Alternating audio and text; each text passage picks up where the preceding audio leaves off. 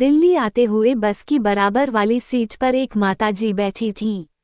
लगातार उनका फोन बज रहा था और वो पंजाबी में बात कर रही थीं। चीनी मिल की रहने वाली थीं। क्योंकि पंजाबी जुबान अच्छे से समझ आती है तो इतना समझ आ गया। दूसरी तरफ उनका बेटा था जिसके पास वो दिल्ली जा रही थीं।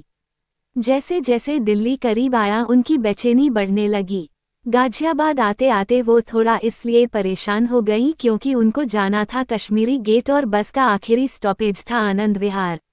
ये बड़ी आम सी बात है कि दिल्ली की भीड़ से हर कोई घबराता है, खासकर बुजुर्ग को ज़्यादा उलझन होती है। आखिर में मैंने उनसे पूछ ही लिया कि आपको कहाँ जाना है। उन्होंने कहा कि उनको कश्मीरी गेट जाना है, वहाँ उनका बेटा उन्हें लेने आएगा।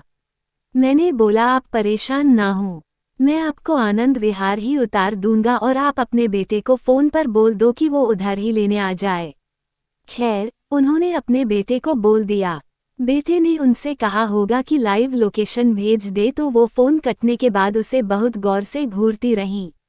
खैर, फ़ोन लेकर मैंने लोकेशन भी उनके बेटे के नंबर पर भेज दी।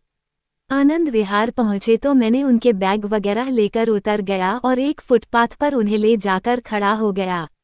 आंटी ने सर पर हाथ रखा, पंजाबी जुबान में खूब दुआएं दी।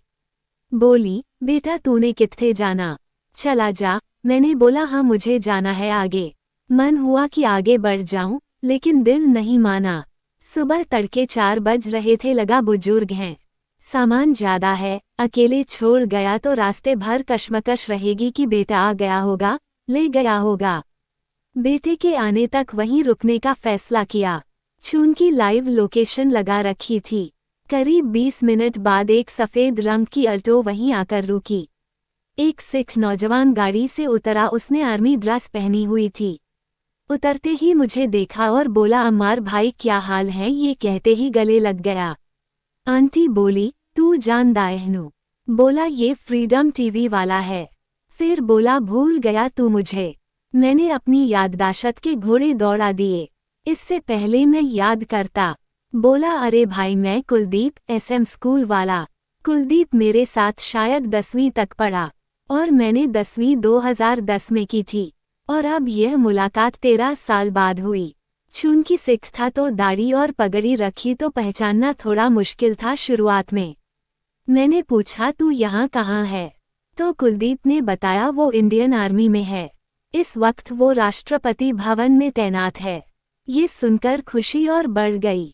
जाते जाते थैंक यू कहने लगा। मैंने बोला भाई तेरी माँ मेरी माँ नहीं है क्या? ऐसे ही अनगिनत लोग मेरे साथ जुड़ गए हैं।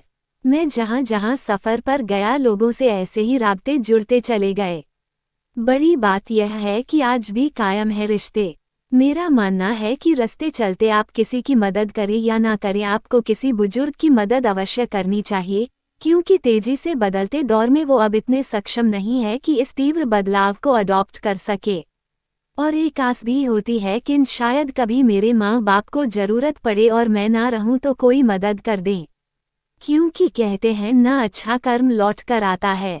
मदद करने का जज्बा हो तो रास्ते ऐसे बनते हैं कि इंसान गुमान नहीं करता। आप जो दे रहे हैं वो ही आपके पास लौट कर आएगा। नेक नियत से बस चलते रहें। चालबाजी, चालाकी, बिना किसी लालच के मदद करते रहेंगे तो आपको वो मिलेगा जो आप गुमान भी नहीं कर सकते।